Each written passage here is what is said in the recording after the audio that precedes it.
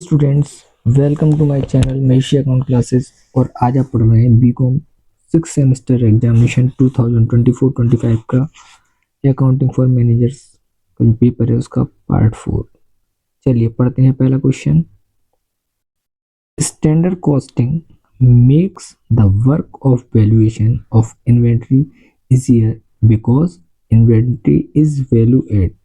यानी कि standard costing में रहतिये का मूल्यांकन के कार्य को सरल बनाती है, क्योंकि रहतिये का मूल्यांकन किस पे किया जाता है? ए ओरिजिनल कॉस्ट पर, बी मार्केट प्राइस पर, सी एवरेज प्राइस पर, डी प्री डिटरमाइंड प्राइस पर। तो इसका सही आंसर है प्री डिटरमाइंड प्राइस, यानी पहले से ही जो निर्धारित मूल्य होता है उसके हिसाब से हम जो है रहतिये का मूल्यांकन करते हैं। Question number 77। Selling price of A product may be fix on the basis of. यानी किसी उत्पादन का विक्रय मूल्य किसके आधार पर निर्धारित किया जाता है? ए एक्चुअल कॉस्ट यानी वास्तविक लागत, बी स्टैंडर्ड कॉस्ट मानक लागत, C both A and B, D marginal cost. तो उसका सही आंसर है सी, ए और B. Question number 78। On the basis of prevailing conditions the standards are. यानी कि जो आपकी विद्यमान परिस्थिति है उनके आधार पर स्टैंडर्ड क्या है? ए फिक्स स्थायी, बी डायनेमिक गतिशील, सी फ्लक्चुएट यानी कि उतार चढ़ाव वाले, डी चेंज परिवर्तित। तो उसका सही आंसर है बी डायनेमिक। चलिए अगला क्वेश्चन पढ़ते हैं। Question number 79। Standard cost are determined on. जो हमारी मानक लागत है यानी कि प्रमाप लागतें जो होती हैं स्टैंडर्ड कॉस्ट, उनको किसके आधार पर निर्धारित किया जाता है? जीरो बेस के आधार पर यानी शून्य आधार पर, B basis of trade cycle यानी कि व्यापार चक्र के आधार पर, सी साइंटिफिक बेसिस यानी कि वैज्ञानिक आधार पर, D basis of historical cost यानी ऐतिहासिक लागत के आधार पर। तो इसकी सही आंसर है D basis of historical cost. Question number 80। Standard cost are यानी कि मानक लागत है ए कंटिन्यूस कॉस्ट यानी कि लगातार या सतत लागत, बी नॉर्मल कॉस्ट सामान्य लागत, सी पास्ट कॉस्ट विगत लागत, डी रीजनेबल अटेंडेबल कॉस्ट यानी कि उचित रूप से प्राप्त करने की लागत। तो इसका सही आंसर है D reasonable attainable cost. Question number 81। According to variance is define difference between plan budgeted और standard cost and actual cost similarly in respect of revenue. ये एक डेफिनेशन है। ये डेफिनेशन किसके आधार पर है? ए जेम्स के आधार पर, बी CIMA के आधार पर, सी XWAI के आधार पर, डी बेटी के आधार पर। तो उसका सही आंसर है बी CIMA के आधार पर। अगला question, question number 82। The variance analysis is used in. ये वेरिएंस एनालिसिस कहाँ पर यूज होता है? ए मार्जिनल कॉस्टिंग में, बी बस्टरी कंट्रोल में, सी CIMA में, डी रेशियो एनालिसिस में। तो सही आंसर है बी बस्टरी कंट्रोल में यानी बस्टरी नियंत्रण में। Question number 83। When the actual cost is less than standard cost, the difference is termed as। यानी कि जहां पर एक्चुअल कॉस्ट स्टैंडर्ड कॉस्ट से कम होती है यानी कि वास्तविक लागत आपकी मानक लागत से कम होती है, उस अंतर को क्या कहते हैं? Favourable variance, adverse variance, both A and B, और डी कॉस्ट वेरिएंस। तो सही आंसर है इसका ए, फेवरेबल वेरिएंस।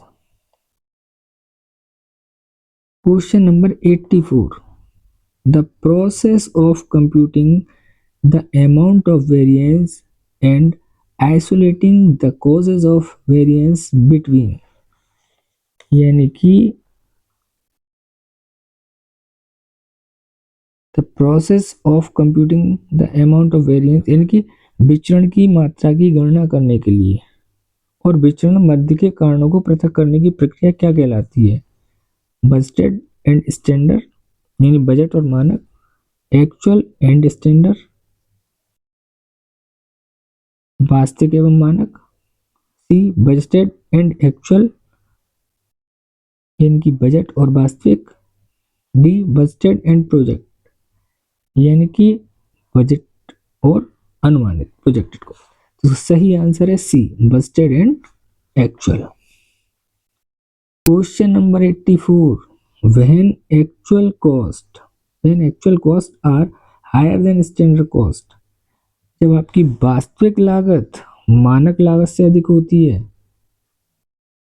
यानी कि आपने सोचा 100 रुपये का, खर्च हुए 150 रुपये, तो कैसा वेरिएंस बनेगा? Positive variance, negative variance, both A and B, या फेवरेबल वेरिएंस? तो सही आंसर है B, negative variance.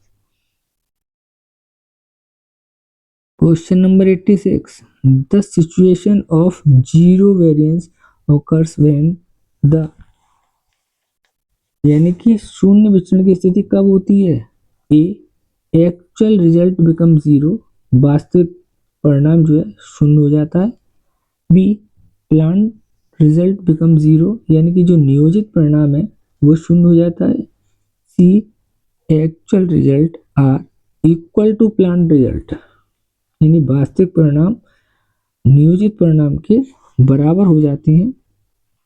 D, standard can not be determined, यानी कि मानक निर्धारित नहीं किए जा सकते। तो इसका सही रिजल्ट है C, actual result are equal to plan result, यानी कि वास्तविक परिणाम नियोजित परिणाम के समान हो जाते हैं। Question number 87, the difference between the standard price of material and the actual price of material used for production is called,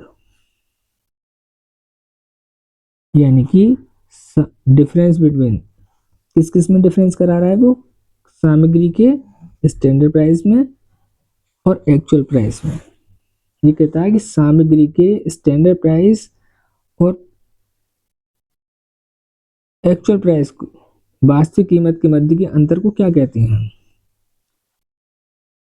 A, material yield variance, यानी सामग्री प्राप्त विचरण। B, material price variance. C, material cost variance. D, material wages. तो यहाँ पर किसका difference चल रहा है? प्राइस का। तो क्या बनेगा? Material price variance. सही आंसर होगा B. Question number 88, the variance is consider if the standard cost is more than the actual cost, यानी कि अगर आपकी स्टैंडर्ड कॉस्ट एक्चुअल कॉस्ट से ज्यादा है तो इस वेरिएंस को किस तरह से कंसीडर किया जाएगा? आप बताइए। यदि आप ये मानते हैं कि हमारा खर्चा 1000 रुपये का होगा और 900 रुपये का हुआ एक्चुअल में, तो हमारे लिए क्या हुआ? Favourable variance. तो उसका सही आंसर होगा A, favourable variance. Question number 89, the actual cost, यानी वास्तविक लागत, is more than standard cost, the variance will be consider as, यानी कि आपकी एक्चुअल कॉस्ट स्टैंडर्ड कॉस्ट से ज्यादा है तो क्या होगा? A, favourable variance, B, unfavourable variance, C, material price variance, और डी, मिक्स वेरिएंस। तो सही आंसर होगा बी, अनफेवरेबल वेरिएंस। अरे आपने 100 रुपये माने स्टैंडर्ड कॉस्ट के और खर्च हो गए आपके 110, तो 10 रुपये अनफेवरेबल हुआ कि नहीं हुआ? 10 रुपये ज्यादा खर्च हो गए। चलिए question number 90, material usage variance is also known as, material usage variance को किस नाम से जाना जाता है? Material price variance, material cost variance, material quantity variance या मेटेरियल क्वालिटी वेरिएंस। तो उसका सही आंसर है material quantity variance, option C. Question number 91, standard material cost is calculate as, standard material cost का फॉर्मूला क्या होता है? मेटेरियल कॉस्ट निकालने के लिए क्या होता है भैया? स्टैंडर्ड कॉस्ट जो हो मटेरियल की बुक जितनी है उसे आप कैलकुलेट कर लीजिए, तो स्टैंडर्ड प्राइस कितना होगा और उसकी क्वांटिटी जितनी होगी स्टैंडर्ड क्वांटिटी। तो इसका सही ऑप्शन है C, standard material price per unit और क्वांटिटी। अगला question, question number 92, actual material cost is calculate as, actual material cost कैसे कैलकुलेट करते हैं? Actual price per unit into standard quantity of material, standard quantity of material into actual quantity of material, standard price of material, standard material price unit into standard quantity per of D actual price per unit और actual quantity of material. पिछले question में भी ये बताया था, उसमें standard cost पूछा था, इसमें एक्चुअल कॉस्ट पूछा है। जब हम स्टैंडर्ड कॉस्ट निकालते हैं तो स्टैंडर्ड क्वांटिटी में स्टैंडर्ड प्राइस का गुणा करते हैं, और जब एक्चुअल कॉस्ट निकालते हैं तो एक्चुअल प्राइस में एक्चुअल क्वांटिटी का गुणा करते हैं। तो सही ऑप्शन होगा D. Question number 93, management need information for, प्रबंधक को सूचना चाहिए किस लिए? For introducing alternative management organisation for the, किसी भी संगठन के लिए परिवर्तनकारी प्रबंध शुरू करने के लिए।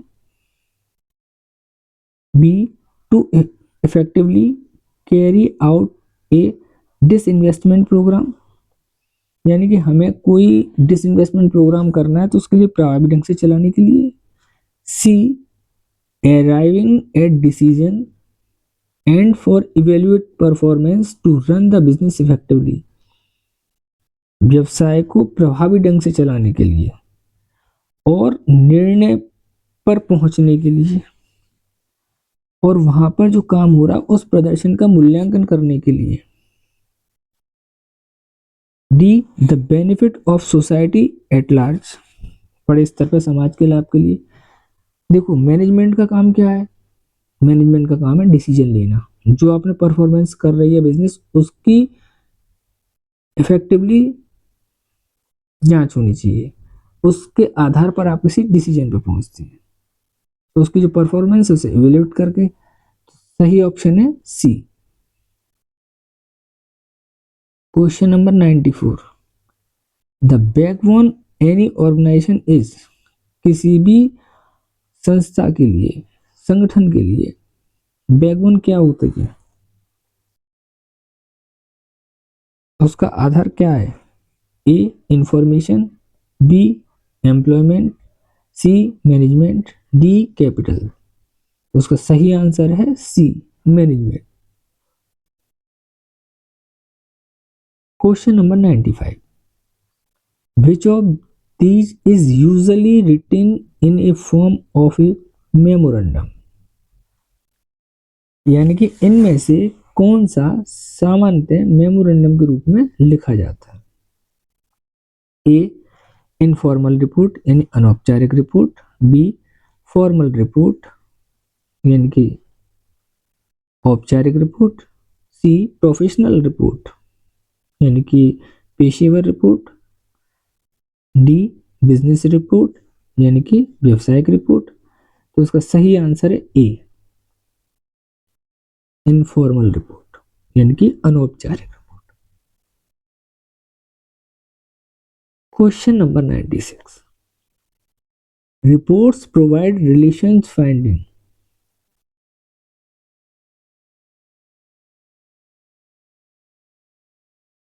Report provide rational finding. Report हमें क्या निष्कर्ष देती है, कैसा मतलब एक तरह से तर्कसंगत निष्कर्ष देती हैं। कौन सी रिपोर्ट्स इनमें से देगी? ए इंफॉर्मेटिव यानी सूचनापूर्ण, बी इंटरप्रिटेटिव इनकी एक तरह से व्याख्या करी हुई, C routine reports, D progress report. तो इसका सही आंसर है B interpretative report. Question number 97, which of these reports providing information without any evaluation? इनमें से कौन सी रिपोर्ट बिना किसी मूल्यांकन के सूचना प्रदान करती है, यानी कि प्रोवाइड करती है इंफॉर्मेशन विदाउट एनी इवेल्युएशन, यानी कि बिना किसी मूल्यांकन किए हुए? ए इंफॉर्मेटिव, बी इंटरप्रिटेटिव, सी रूटीन, डी प्रोग्रेस।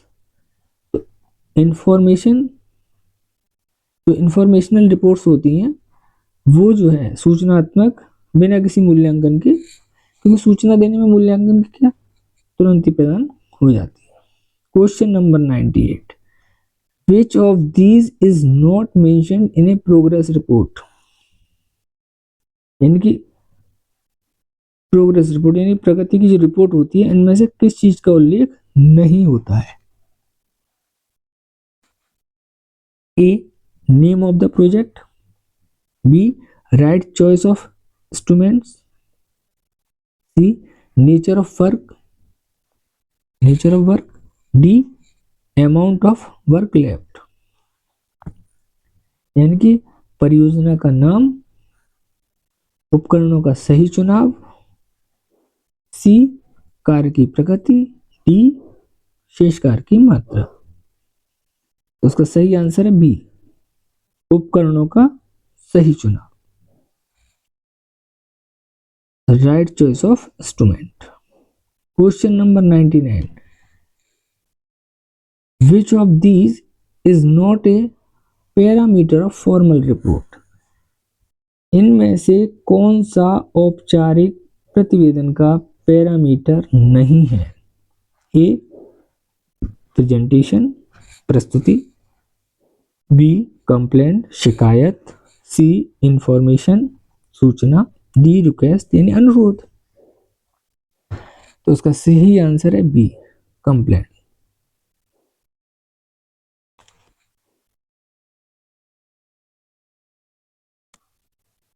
चलिए लास्ट क्वेश्चन पढ़ते हैं। Question number 100, which of these reports is written before starting a new project? यानी कि इनमें से कौन सा प्रतिवेदन, इन कौन सी रिपोर्ट नया प्रोजेक्ट शुरू होने से पहले लिखी गई है? ए फिशेबिलिटी रिपोर्ट्स यानी कि व्यवहार्यता report, B periodical report, periodic reports का मतलब होता है आवधिक प्रतिवेदन, सी ट्रबल रिपोर्ट्स यानी कि समस्या जो हो आपको, डी प्रोग्रेस रिपोर्ट। तो इसका सही आंसर है फिशेबिलिटी रिपोर्ट्स यानी कि व्यवहार्यता प्रतिवेदन। तो आपके इस पूरे पेपर के 100 क्वेश्चन हो गए, 4 पार्ट्स में बना दी जिससे कि आपको पढ़ने में आसानी रहे। Thanks to watching this video. चलिए मिलते हैं अगली वीडियो में।